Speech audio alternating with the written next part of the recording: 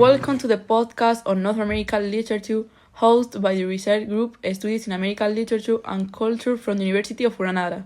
Hello everyone and welcome back to the podcast. I am Cristina and I study from the University of Granada, and today we have a special guest.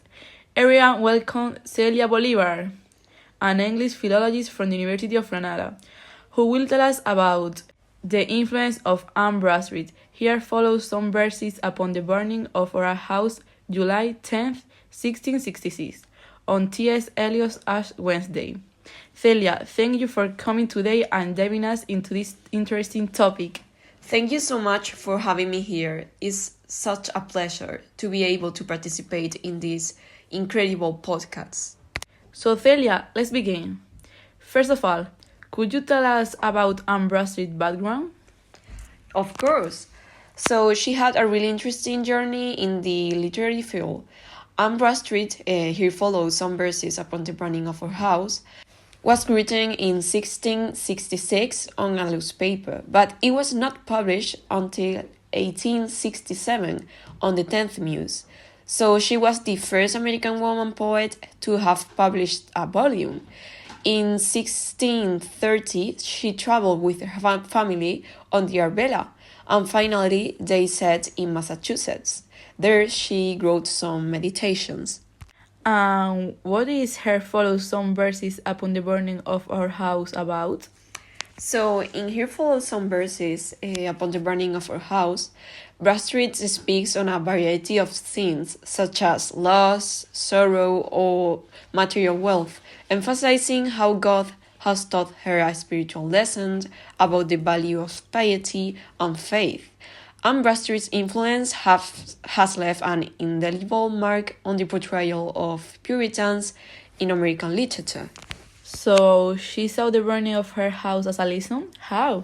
Yes, but because Bradstreet's poetry was very, very influenced by the Puritan values. In here follows some verses upon the burning of her house. She conveys her struggles between material loss and spiritual faith. The Puritan faith held a dual perspective on material possessions. They were viewed as a blessing from God, but also as potential distractions from spiritual devotion.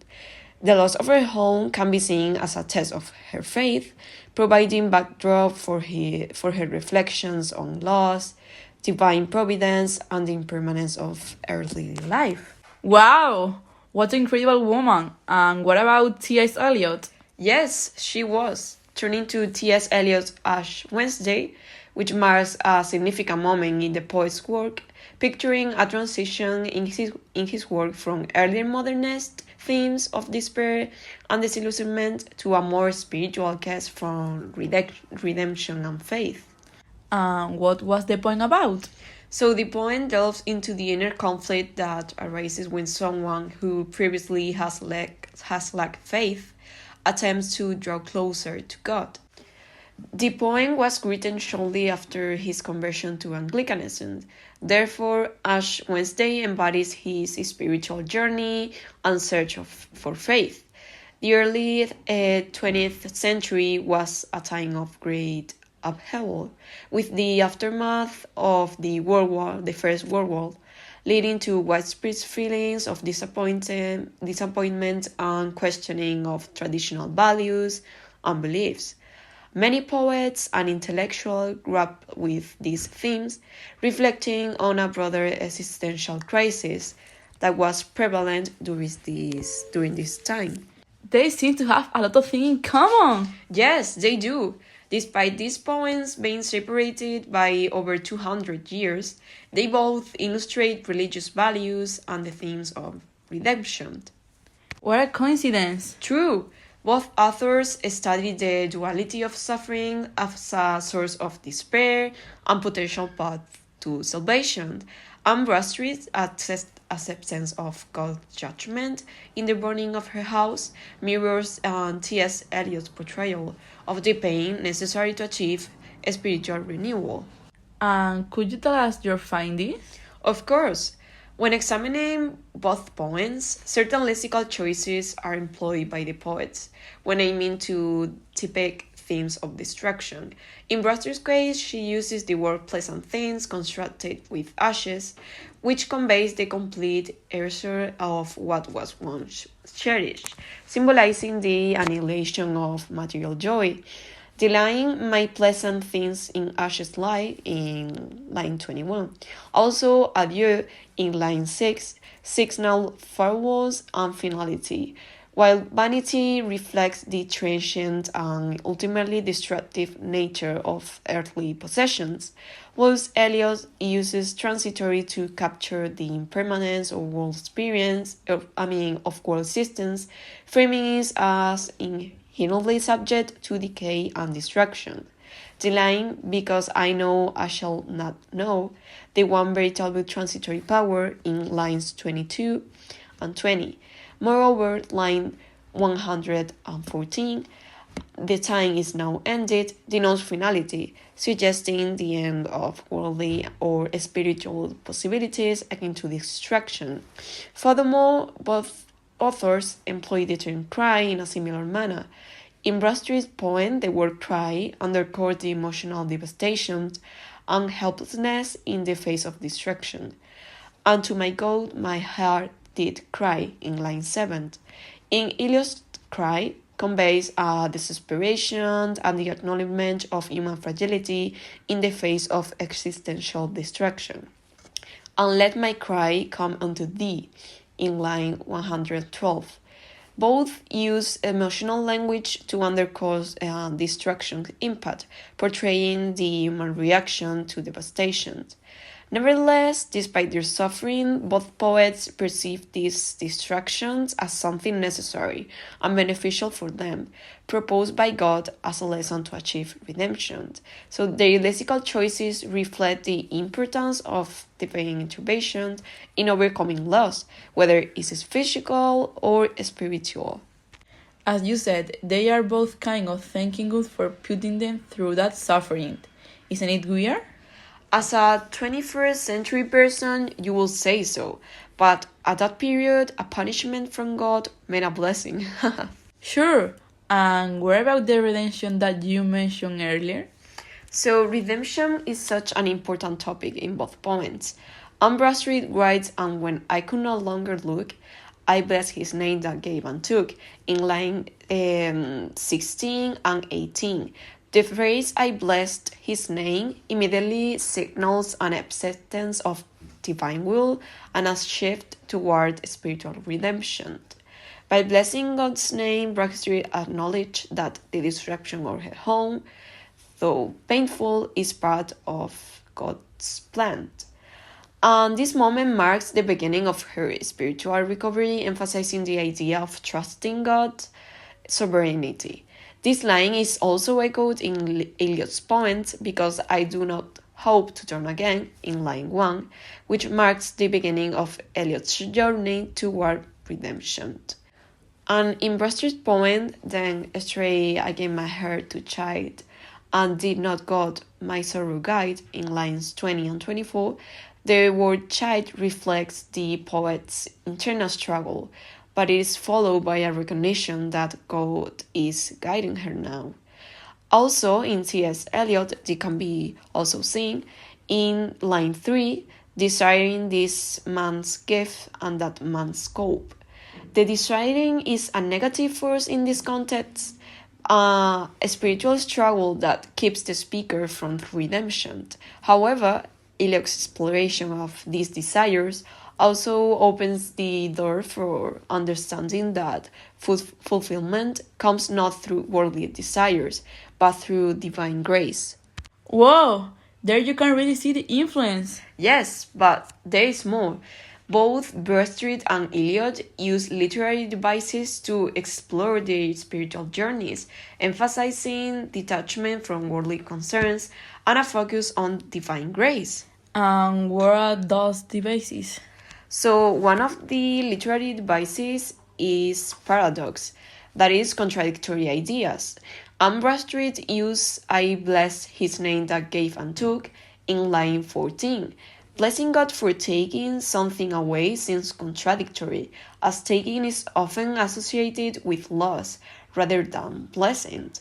This paradox reflects the Puritan belief in accepting God's will even when in cases suffering, trusting that it ultimately leads to a spiritual benefit. Also, in Ash Wednesday, there is a reference of desert in the garden in the desert, in line 182.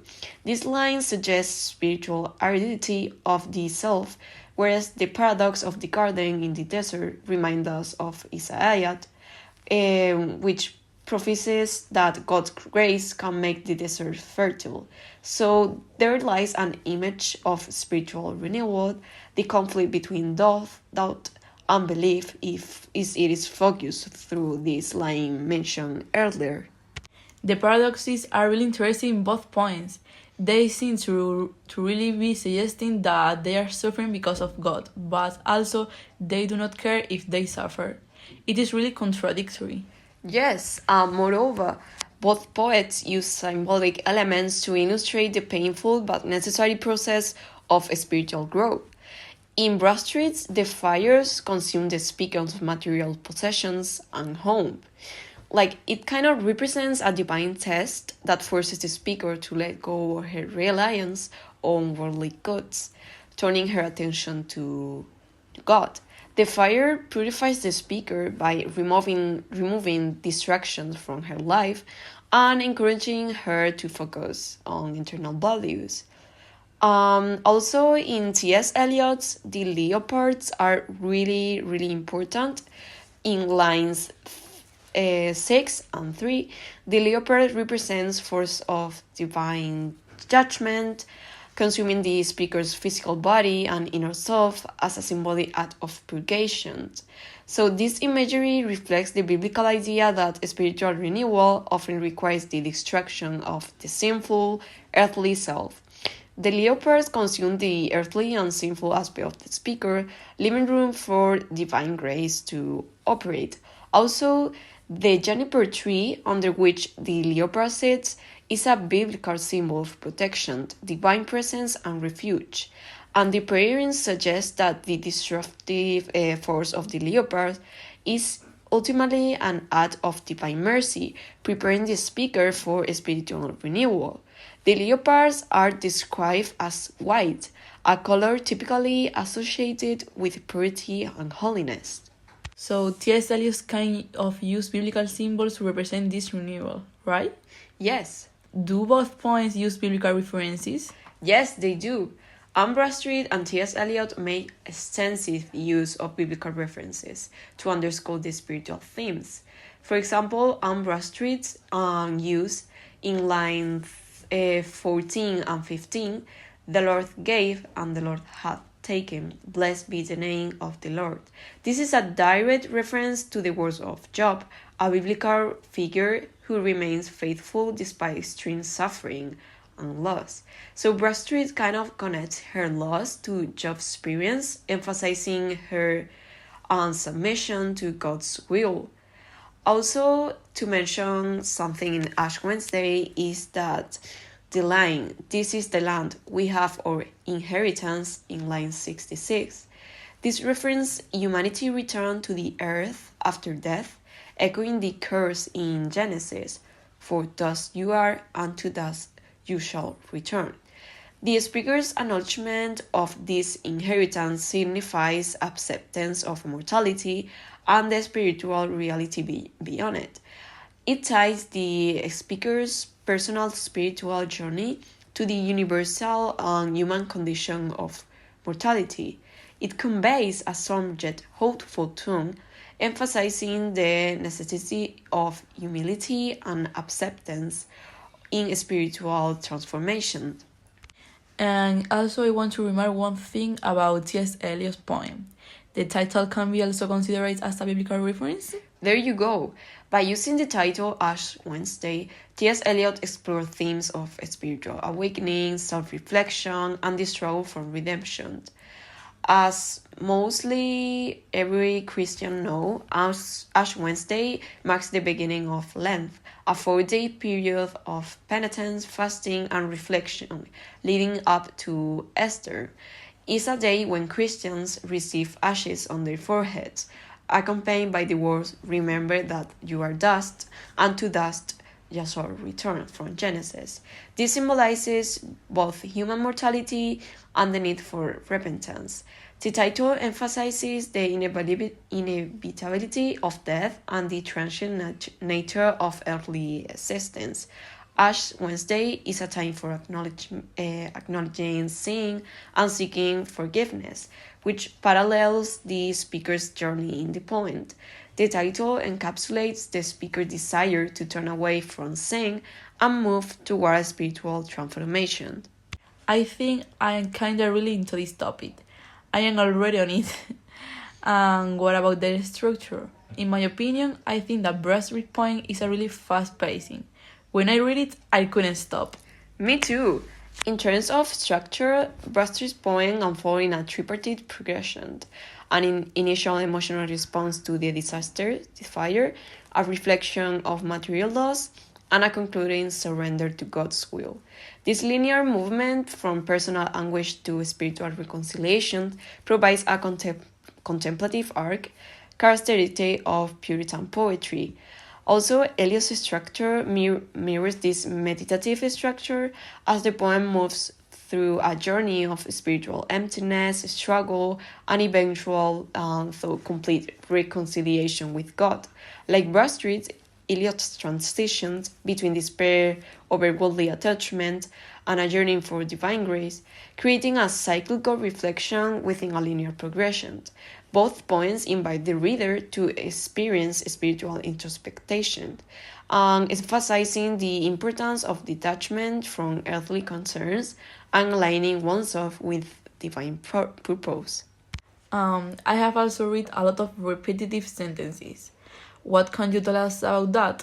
Yes, you are right. Bradstreet's repetitions of phrases like "it was his own," "it was not mine," create a refrain-like quality, emphasizing resignation and acceptance.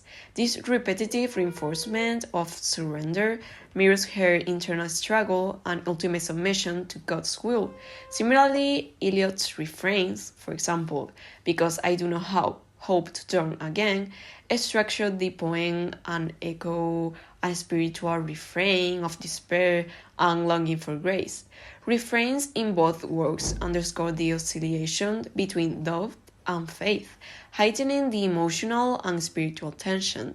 The shifting perspective echoed Bradstreet's transition from personal loss to broader spiritual truths. What a journey! This was really interesting. I think you have definitely proved that Anne Bradstreet here follows some verses upon the burning of her house influenced T.S. Eliot as Wednesday. Like you said, both poets navigate the tension between worldly attachment and divine grace, illustrating that spiritual growth often arises from adversity, using poetry as a didactic tool to convey that God's trials lead to redemption. Personally, sum up. Celia, thank you so much for this wonderful research and for sharing it with us. I hope you can come more time to the podcast. Whenever you invite me, I will come. Thank you for having me here. To your listeners, thank you so much for listening. See you. Bye.